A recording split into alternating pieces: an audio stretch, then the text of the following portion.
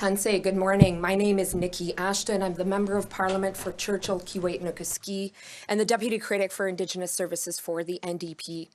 And I am honored to stand here with leaders from our region, Chief Yellowback from Mantosipi Cree Nation, Chief Hill from Shamattawa First Nation, Grand Chief Walter Westesikut from the Kuwaitan Tribal Council, Grand Chief Garrison Satie from MKO, Manitoba, Kuwait, Nawi, Okimakanak, and Grand Chief Merrick of the Assembly of Manitoba Chiefs. And we are here to talk about the humanitarian crisis existing in First Nations, particularly fly-in remote First Nations like Mantosipi, like Shamattawa First Nation.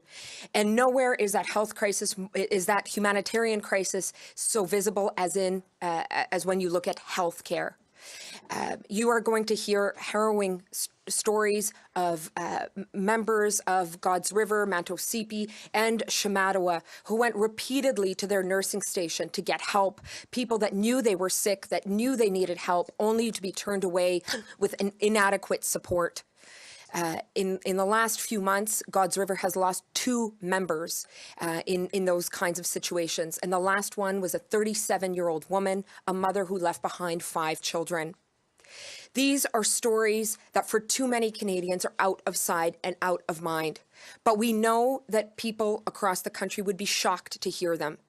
What we're not seeing is Indigenous services step up and act in such a way to support these communities.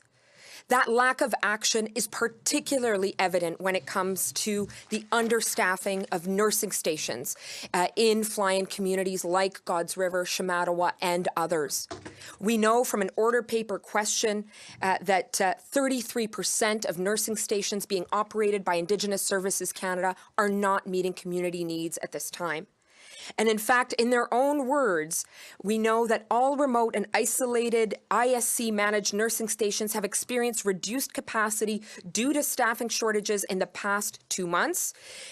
All Manitoba and Ontario nursing stations ran below capacity for at least 1 day. So if we flip that, we know that there has not been 1 day in a nursing station in Manitoba or Ontario where they have had a full complement of staff. We've heard from people on the front lines who are suffering from burnout, who are overwhelmed. We know that there aren't enough nurses to meet communities' needs. In fact, Chief Yellowback just a few moments ago shared the story of a nurse that had to drive on the ice road from the neighboring First Nation because they didn't have any nurses in God's River at this time. And a nurse had to drive in through very difficult conditions to make it to support the community nursing station. So our call here is this is a humanitarian crisis. These are First Nations that have clearly come out and called for immediate action from Indigenous Services Canada. We cannot afford to lose another life. We need ISC, we need Minister Haidu and the government to step up and support First Nations like Mantosipi, like Shamattawa now. I'd now like to turn the floor to Chief Yellowback from Mantosipi Cree Nation. Hi, good morning. Chief Michael Yellowback from Mantosipi Cree Nation. And today I stand here with Nikki Ashton to bring to attention to the challenges that we face up north, and particularly our nursing stations. And within the last 9 months, we've lost 2 of our community members, where they've tried to seek medical attention only to be denied and ending up passing away. First one was on June 20th. A 48-year-old man, 2 weeks straight, tried going to the nursing station, given Tylenol, denied of further assessments outside our community, only to be sent home. And 2 weeks later, he passed away. And recently, we had a 37-year-old woman, same thing, seeking medical treatment, but did not get that adequate medical attention she so deserved. She left behind 5 children, 1 grandchild. You won't see this in an urban environment. We have major issues of nurses shortages in our community. There's not a full complement of staff, and this is resulting in the inadequate treatment of our community members, where they're getting lack of healthcare quality in our community. It's having a dire impact in our communities, and Canada being boasted as one of the best countries to live in. We're living in third world conditions in our communities in healthcare. Canada recently announced billions of healthcare transfers for the provinces, yet excluded the First Nations nationally. Not even our national chief was invited to participate. Not even our regional PDOs. Because it's continuing to be a systemic system that has an issue in in our Indigenous communities, where we are being denied of healthcare treatment for our community members. How would you feel if you went to our community, went to our nursing station? How would you feel only to be given Tylenol? Tylenol seems to like our Health Canada nursing stations, they think that's a wonder drug for everything. It's not.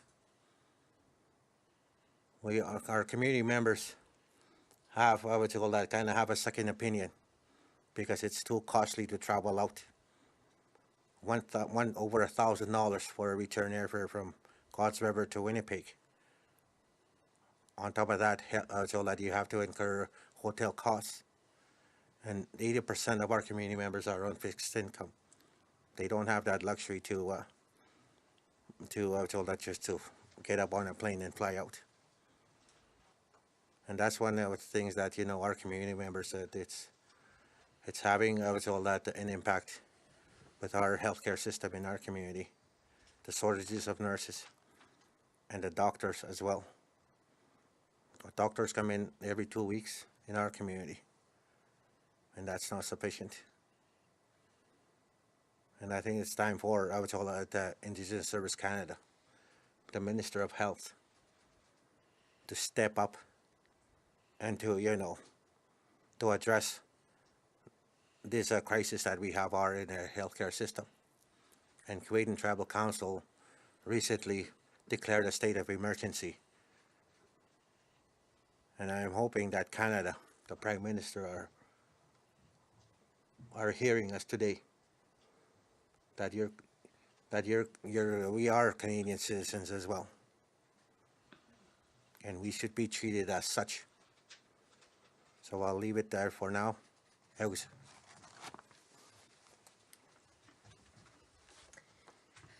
like to call on Chief Hill of Shamattawa First Nation. Hi, good morning, everybody. My name is Jordan Hill. I'm with the Shamattawa First Nation. I come to share the few issues that we have in our community ourselves too for Shamattawa First Nation under health. There's a lot that's been happening within the community, and not only Shamattawa but other northern communities that are facing the crisis as well. I know there's a big shortage of nursing, and we need more nursing in communities, and we need nursing community because we had some few incidents in ourselves in the community where patients have gone to the nursing station to see the nurses about their issues, but the only thing that they get is Tylenol, and they get sent home from the nurses, and next thing you know, and she's passed away and on their bed. And this needs to stop, and we have to. The government has to start looking after the First Nations. We need to, and also we need to concentrate on the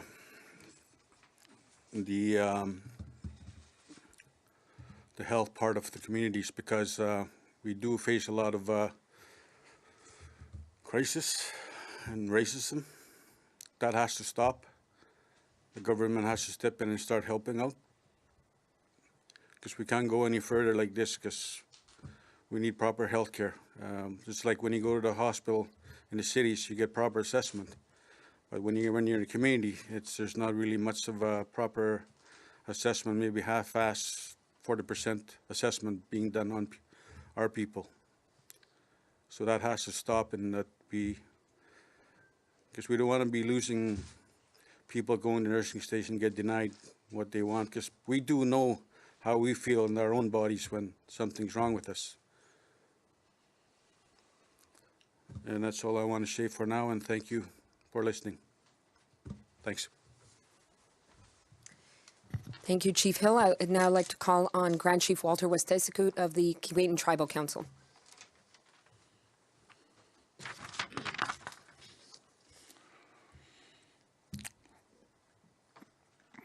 On March 23, 2023, the 11 chiefs that are affiliated under Keewatin Tribal Council declared a regional state of emergency.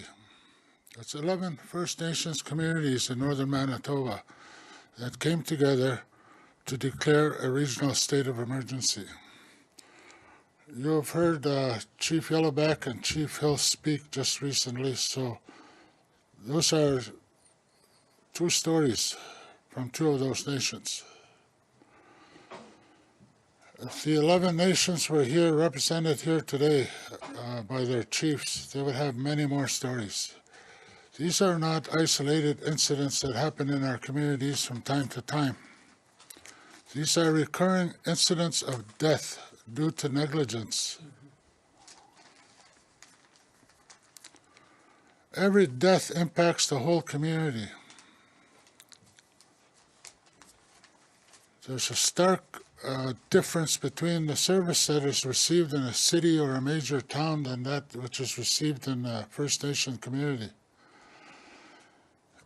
If you were ill and you needed medical attention here in Ottawa, you could call an emergency number. And they wouldn't say, wait, we have to have a physician that will accept you. But that's what they do every day with people that are coming out of our communities. There has to be an attending physician on the other line that is willing to accept you. Otherwise, you don't go anywhere.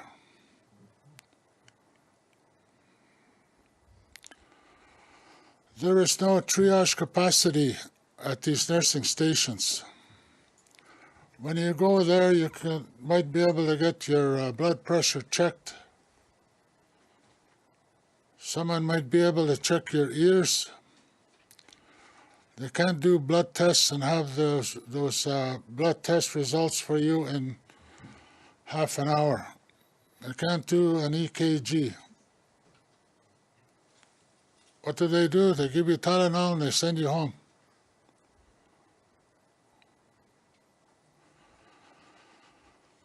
Clearly, there has to be much more done. Since we declared the regional state of emergency, ISC has reached out to us to start talking. But there's been no substantial measure to start decreasing the impact of the crisis that's ongoing in our communities. When we had the emergency meeting before we declared the regional state of emergency, one of the leaders in the room told me, Grand Chief, you have to have a contact in each of our communities that tells you every day what's happening on the ground. Because when I get home, I'm going to walk into that chaos and I'm going to forget about this. That is how dire it is every day in our communities. The leader's attention is on crisis every day, even in the night. I can't stress this enough. The root cause of all of this, I believe, is racism. This country was built on racism, superiority.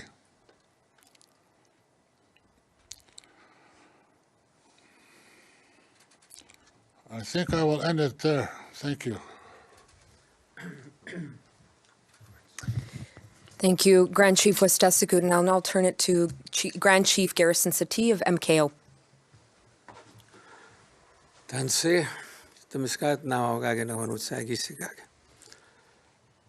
We are here to stand in solidarity with Chief Yellowback and the Mantou CP Nation.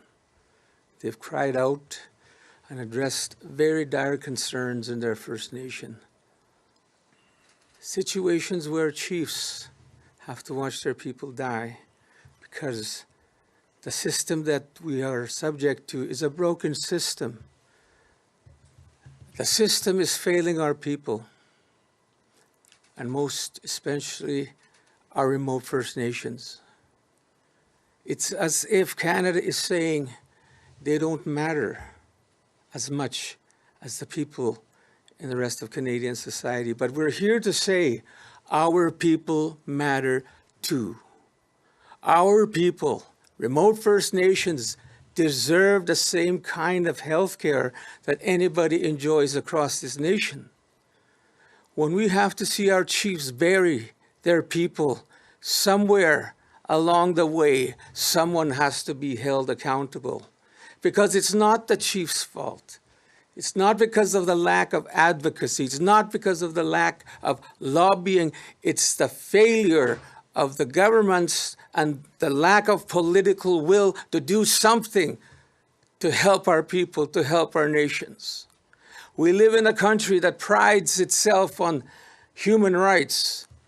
But what about the human rights of our people that are dying in our nursing stations, in our clinics? This is not the country that, that we should be living in, but we do. So it's time for change to happen. It's time for a critical overhaul of the system that is based on colonial regimes and policies and legislation. We cannot live under that regime anymore. Our chiefs are demanding change, and we expect change. This is no longer acceptable. This is no longer tolerable. It's time for change. It's time for change for First Nations in our remote First Nations. Segosani, hi. Thank you, Grand Chief Sati. And now we will hear from AMC Grand Chief Kathy Merrick. Danse, Gaganagata this morning, this afternoon. I'm the Grand Chief for the Assembly of Manitoba Chiefs for 62 First Nations in Manitoba. And I come here today to support our chiefs that are reaching out for their First Nations. And a lot of times we seem to forget that our people are treaty people, and that they're covered through treaty to be able to be provided the services that they need in their communities. And we talk a lot about premature deaths in our First Nations, but nobody is accountable for those deaths.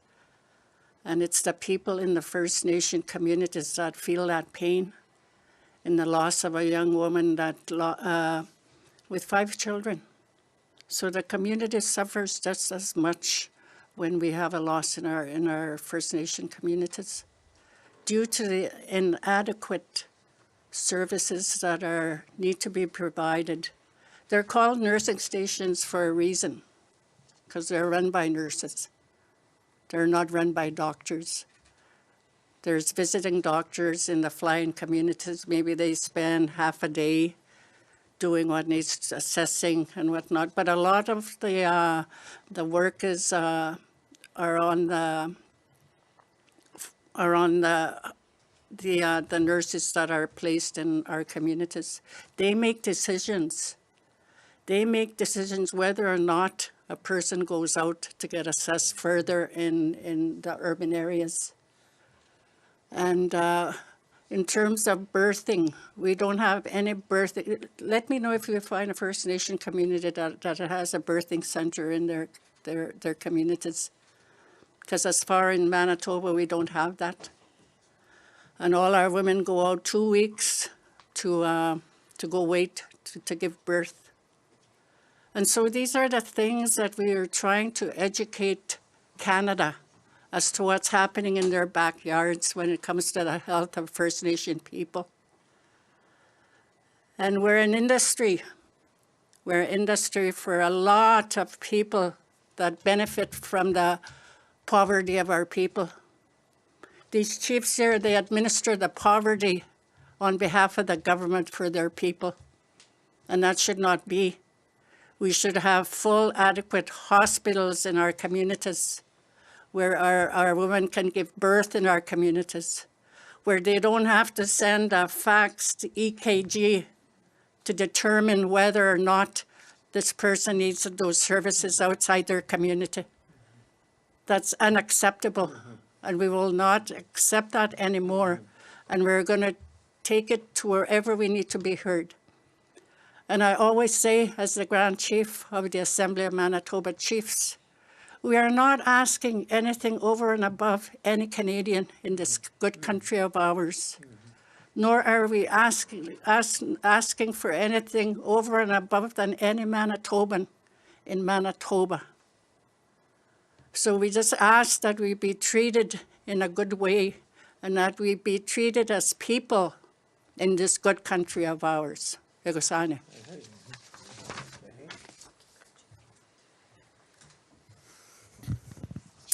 Thank you, Grand Chief. You've heard powerful testimony here today, and you've heard a clear message that we need the Prime Minister, the Government of Canada, ministers responsible to act now.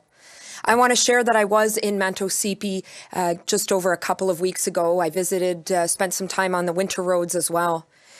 And what I heard in that community and in other communities that I visited over the days that followed was that things are getting worse. This is not a moment in time where, we need some catch up.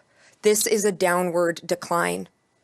So as we hear of the healthcare crisis across the country, the healthcare crisis on First Nations, and particularly remote First Nations, is acute.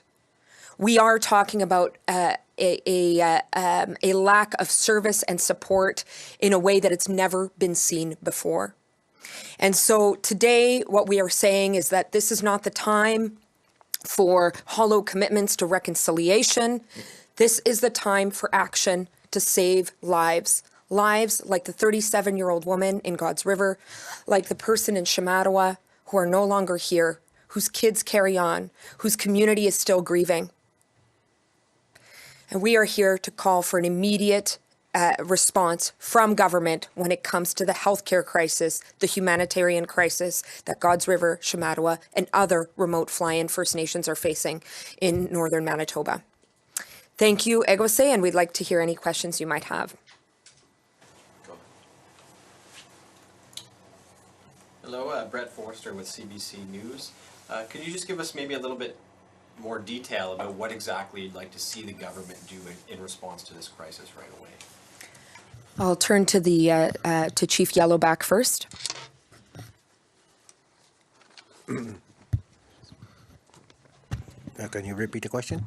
Yeah, what exactly would you like to see the government do right now to start addressing this crisis?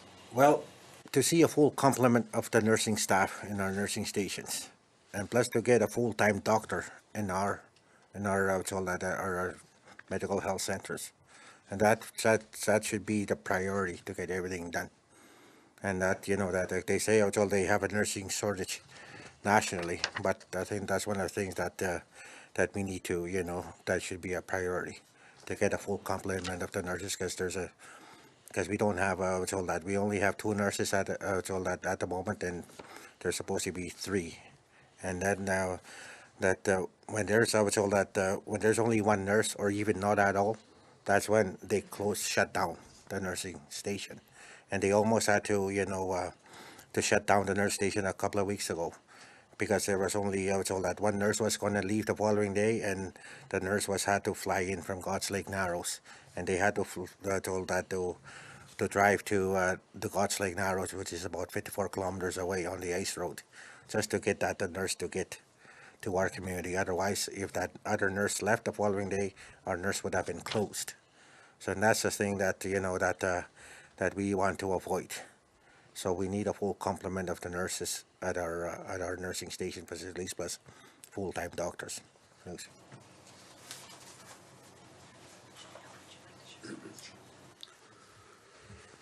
The question that you're asking is same thing what Chief Yellowback's expressing. We do need full-time nursing and doctor. within the communities, because we're facing a lot of the, especially the emergency. When you want to go see a nurse, it has to be an emergency. But what is emergency? What is really emergency when you want to go see a nurse or a doctor?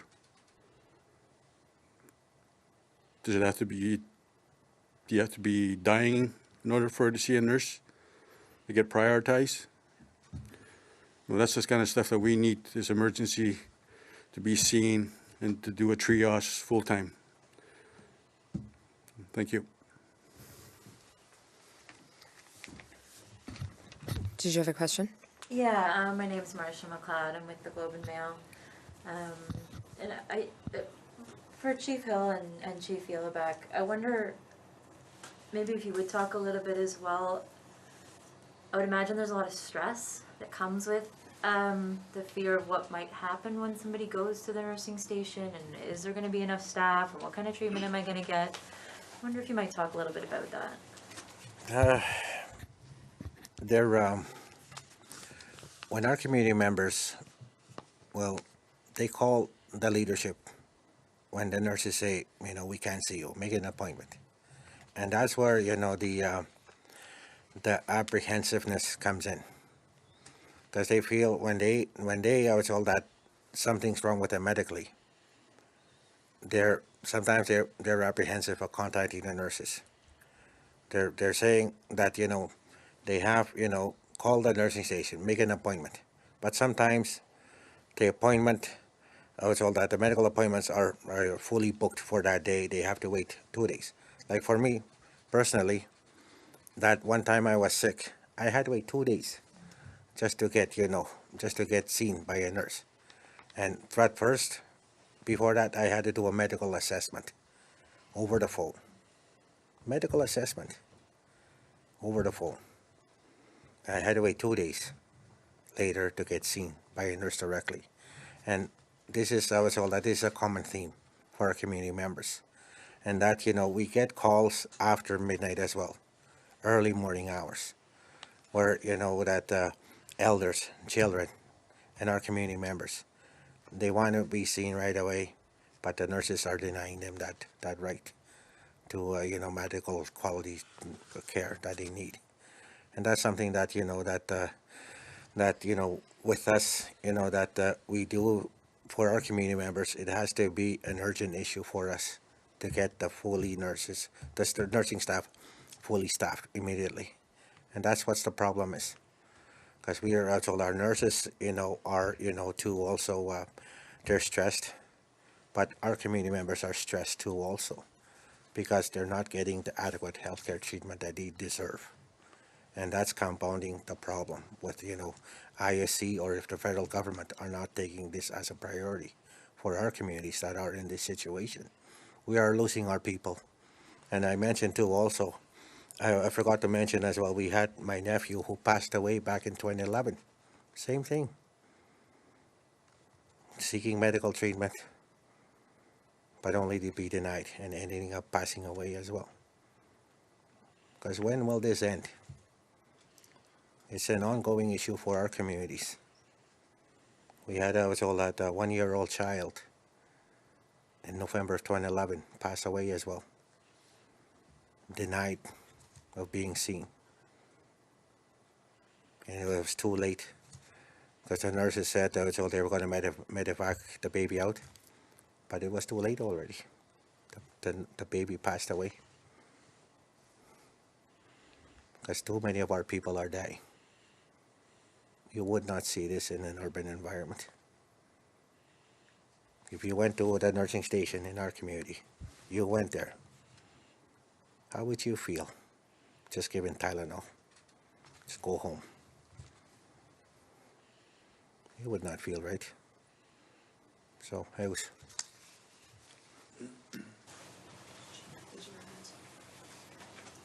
What's the question again? Just the effect on community members of the fears of not having adequate care. Well, I guess just like what Chief Yellowback said, I go through the same thing. I get calls from community members because the nurses are denying them. They don't want to see him, even though it's emergency. And it shouldn't be like that. It shouldn't be us that has to go with the patients and make sure that they're being seen. Like we shouldn't have to be in a site where they need to be seen. Because I get calls sometimes. Like once I got a call with a young kid that was taken probably within a week. About in that span of a week, the family had taken their child 3 times. And they got sent home. And so he kept calling me, so I said, well, I'll meet you at the nursing station. And sure enough, I met him there. But I could hear this young child wheezing and crackling. Because the only reason why I knew, because I had a child that goes through health problems, and I could listen to the wheezing and the cracking. I said, that kid needs medical attention ASAP. And you could just hear his breathing. And so those are the things that we need to be looked after ASAP, not just get sent home. Like I said, where it had happened before, where community members have been sent home and passed on their beds. So now that has to stop, and it needs to be inquiring done on these deaths that's been happening within the communities. And we can't let it slide. Why? Thank you. Any other questions? Can I ask a follow-up? Oh, sure, and then we'll. For everyone here as well, obviously, the provision of healthcare at these nursing stations is the government's responsibility. Is there the possibility of legal action if the stations don't get up to fully staffed? Is that something that's a discussion? Well, maybe I'll turn first, see who may want to ask, maybe Grand Chief, yeah. There are so many cases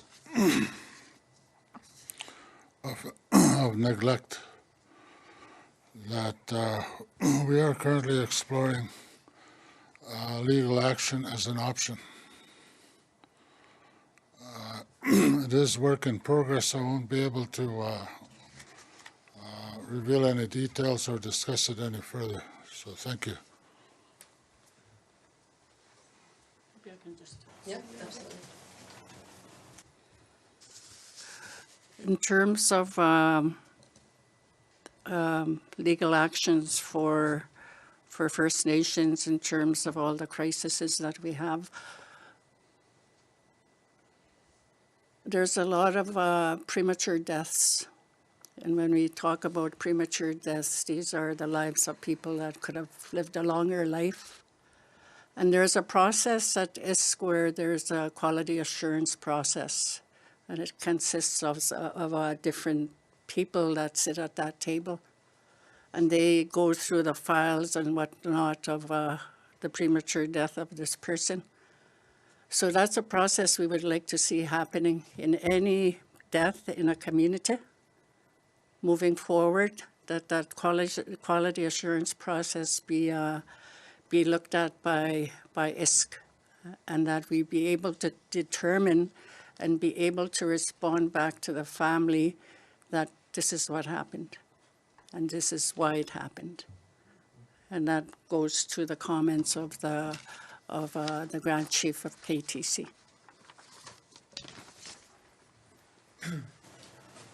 To answer your question, and I mentioned the fact that someone has to be held accountable. In any other setting, doctors are accountable. Regional health authorities are accountable. But in First Nations, it seems that no one is held accountable. But I think that there is a way that we as Indigenous people have to protect our people. And if it's through legal action, we have to do it because we have to invest in the protection and safety of our people. Because I think that this is not just 1 or 2 cases. If we were to have an inquest or an inquiry, you'd find many stories of people that have died because of the neglect in their local nursing stations. I would say thousands. If you look back 40 years, there were probably thousands of people that have died because of the neglect of the system. So therefore, someone has to be held accountable, and we're going to make strides and efforts to make sure that our people are not just dismissed as people that did not matter. It's not acceptable.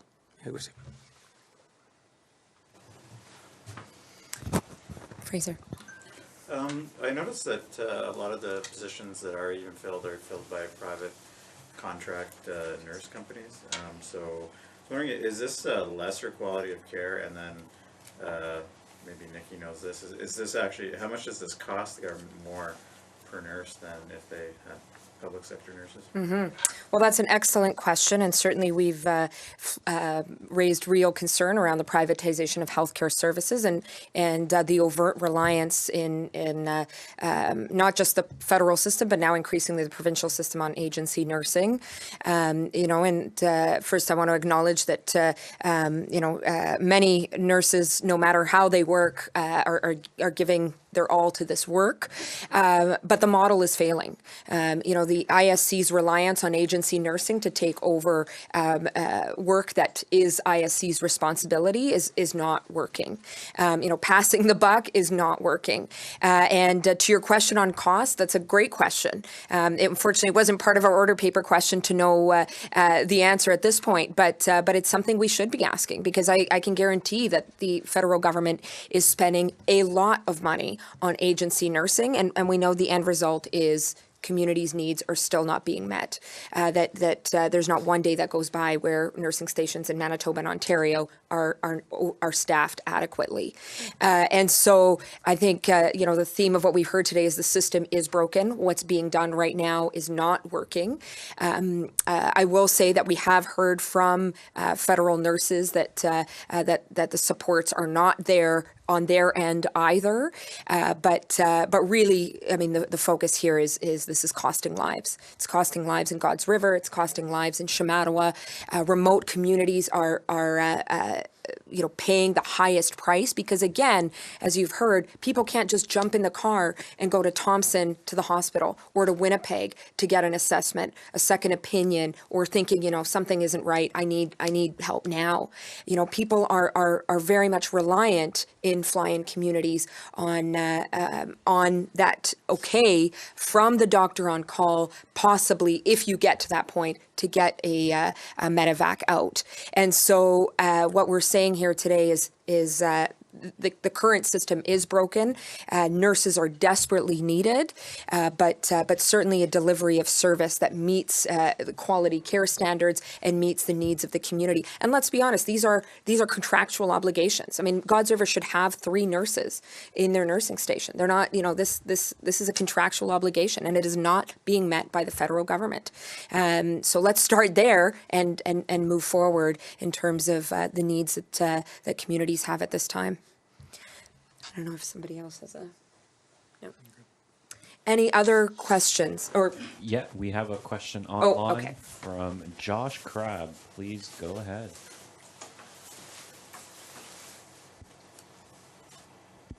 Thank you.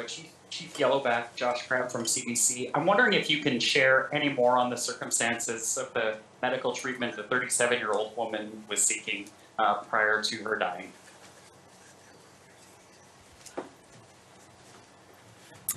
Okay, thank you for the question, Josh, but the chief just notified me that he's not able to disclose that for privacy reasons. Do you have any other questions? Yeah, sure. Just on the agency nursing issue, is it primarily agency nurses in the community then that are staffing the nursing station? Are the nurses coming from anywhere else, any working locally? Hi, good morning there, Josh. Yes, we do have some agency nurses coming in sometimes, but not always. So, but we rely on the ISC nurses to come staff our nursing station. Yeah.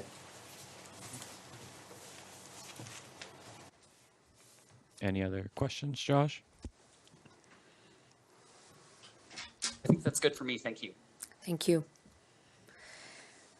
Seeing no further questions, thank you very much for being here today and listening to this very powerful message. Thank you. Kinanaskabitna Egosani.